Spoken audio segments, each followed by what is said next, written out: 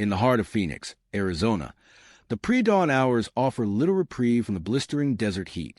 At 4 a.m., the thermometer still hovers around 29 degrees Celsius, casting a sweltering shadow over a district known grimly as the Zone. This area serves as the epicenter of the city's homeless crisis, a sprawling encampment where the human cost of economic instability is laid bare. Among the tent and the asphalt, a striking demographic shift is taking place. The streets are no longer occupied solely by the stereotypical images of transient youth or those struggling with lifelong addiction. Instead, they are increasingly populated by the baby boomer generation. These individuals, born between 1946 and 1964, were once the heralds of the United States' greatest economic upswing. Today, many find themselves displaced, aging, and dying in the very shadows of the prosperity they helped build. The narrative of senior homelessness is not merely a story of poverty, but a complex tapestry of medical bankruptcy, skyrocketing rents, and a social safety net that is frayed to the point of collapse. One of the most poignant faces of this crisis is Peter Moya Sr., a 62-year-old man who begins his day at 6:30 a.m. with his loyal companion, a dog named Superman, tucked under his arm. Peter's life was once defined by the American dream. He was a proud owner of a limousine business called SP Transportation, which stood for Strictly Professional. His client list read like a Hollywood who's who, featuring names like Diana Ross, Halle Berry, Carlos Santana, and Bette Midler. He was a man of status and means. But his descent into homelessness was swift and merciless, triggered by the intersection of family tragedy and the American healthcare system. When his wife fell ill and required dialysis, Peter chose her over his business. He became a full-time caregiver, surviving on just 2 hours of sleep a night while trying to juggle mounting bills.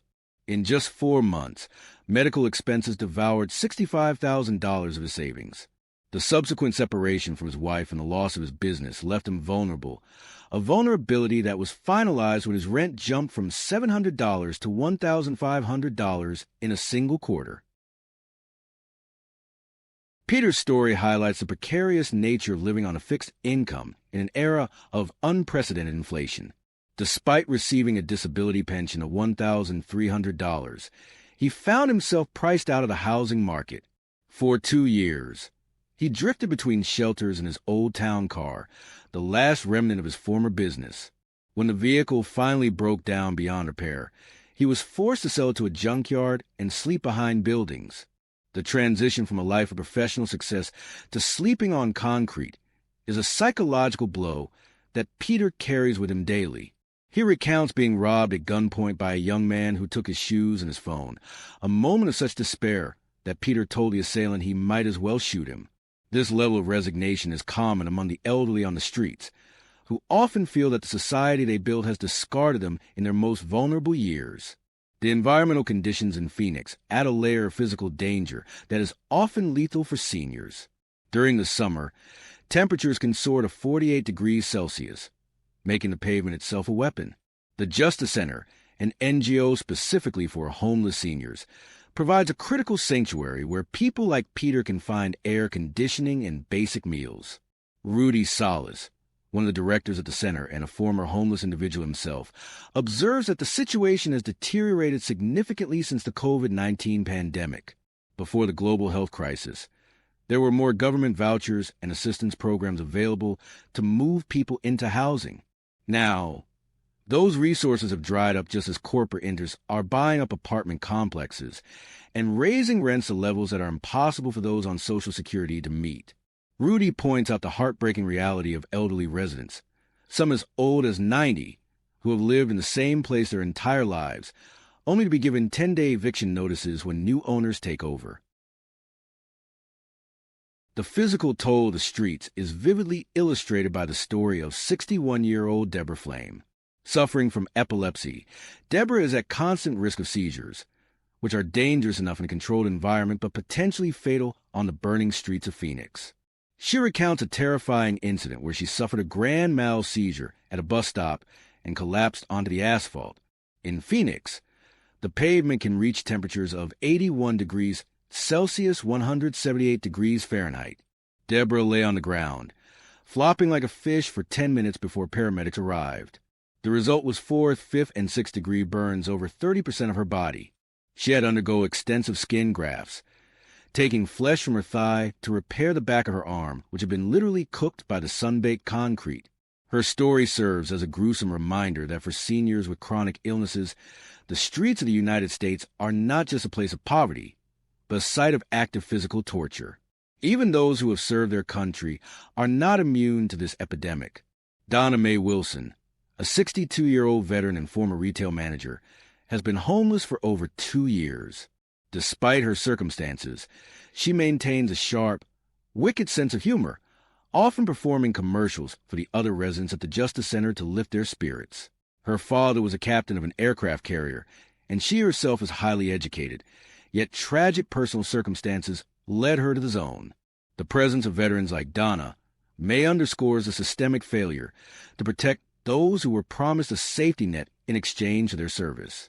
The tragedy is compounded by the fact that seniors die much more quickly on the streets than younger homeless populations, as their existing ailments and weakened immune systems are exacerbated by lack of hygiene, poor nutrition, and extreme weather.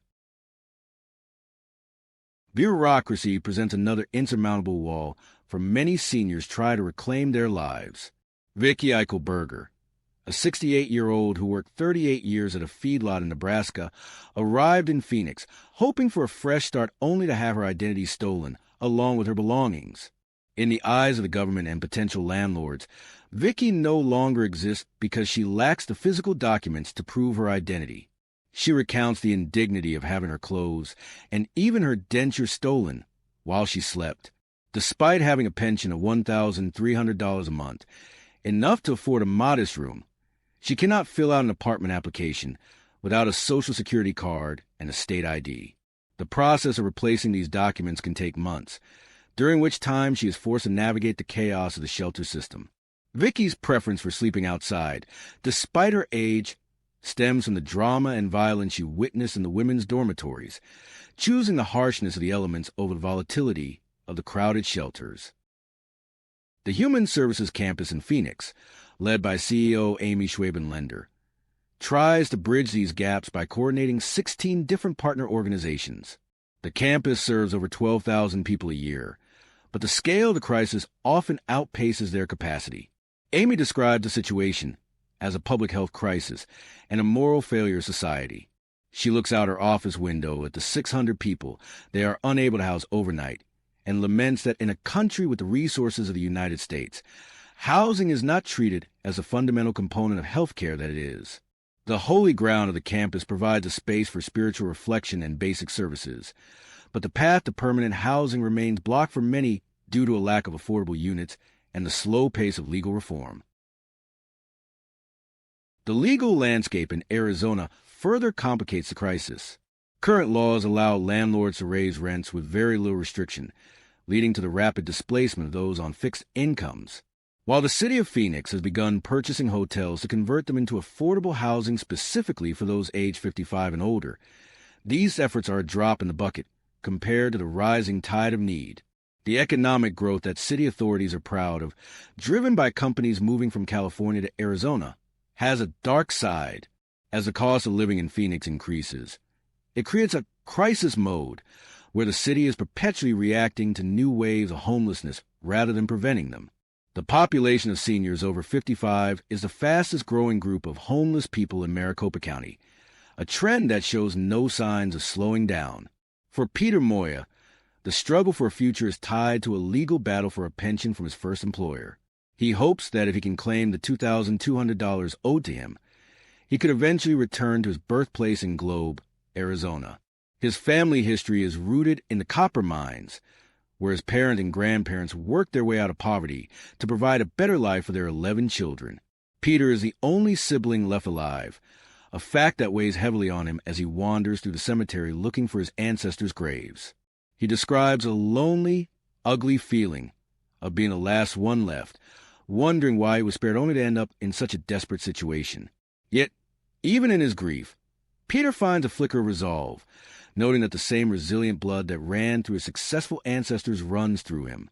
He is determined to find some peace in his life, away from the noise and the pain of the Phoenix streets. The future of senior homelessness in the United States looks increasingly grim. Estimates from the University of Pennsylvania suggest that by 2026, there could be 225,000 seniors living without a roof over their heads, a 32% increase from 2017 levels. This looming catastrophe is already being felt in the industrial areas of Phoenix, where local business owners have successfully sued the city to force the eviction of the 600 people living in tents in the zone. While these evictions are intended to clear the streets, they often simply push the problem to other areas without addressing the underlying lack of housing. The story of the seniors in Phoenix is a cautionary tale for the rest of the country. It is a narrative of a generation that broke their backs to build modern America, only to find themselves sleeping on the very pavement they laid. Without significant changes to housing laws, healthcare costs, and social support systems, the winning generation of the 20th century risks being remembered as a discarded generation of the 21st.